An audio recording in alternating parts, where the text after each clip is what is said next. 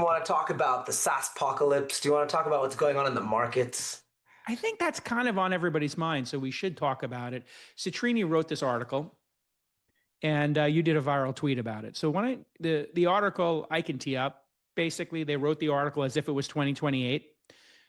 They said everything that happened in AI came to fruition even more than people expected.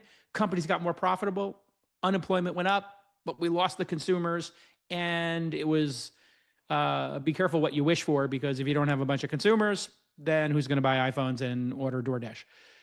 You actually wrote a viral tweet about it. What was your take on the piece? And then we'll talk about your viral tweet. Look, I think let's be very clear. The Citrini article is a work of science fiction. This is it's interesting because it pulls you in with pretty factual claims. There's some claims, the premise is factual, and then it goes into extremely speculative downstream effects of those factual claims. I think about, I don't want to put a number on it, but maybe 30 to 40% of that article was, I'm like, okay, I think this is interesting, and there is a scenario where things play out in this way. For some of them, I'm like, look, I don't know if everyone's going to be ordering food on their OpenClaw and DoorDash is going to be worth nothing. I don't really believe that view of the world. The thing that stood out most to me was very clearly Indian IT services, and this is something I've spent a lot of time on. Just I was curious about what it means for, I guess, the least intellectual form of software tech labor. If we all believe AI is pretty smart, and we think AI is smarter than a lot of people at the lowest end, we should therefore believe that those businesses go away over time. Now the market's kind of reacted, right? The markets, all of these in the last month have gone down. The stocks have gone down 25%, even in addition to the SaaS companies. And so that kind of begs the question, like, what does knowledge work mean? And here's your tweet. That's right. Which is 50 billion of Indian IT service market value eroded in 30 days.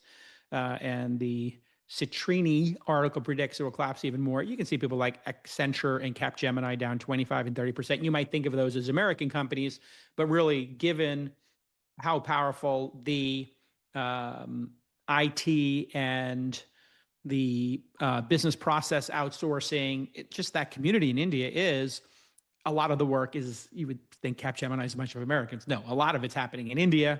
Got 1 billion people, a couple of 100 million now moving into the middle class and into this exact sector. Why is it a false premise? Because one of the things I noticed was the business process work we're doing, as defined by somebody overseas, which we have, was the perfect precursor to setting up a skill on OpenClaw. It turns out the people in this community, this business process outsourcing, they actually structure things and organize things so well that when you give it to OpenClaw, they know how to define it. Where I found Americans don't even, they're like, creative, undisciplined, unprocessed, generally speaking. They don't have this like speciality. So I'm torn. Does this make the folks in India in this category superhuman, and they will be the ones managing the replicants, or does it wipe them out? I don't know exactly how to process it. I think it's a transitory phase. What's happening right now is, like, the companies who are using these consulting shops in India, they're still not going to wake up and go like, hey, I want to be my own IT admin. No, they're going to go to them and go like, hey, can you use this AI stuff and solve all of these problems? And what's happening now is a lot of these companies have their AI services packages. They're going to basically say, I was writing the code before and charging you X. I'm going to ask OpenClaw or Claude to write this code and charge you Y anyway.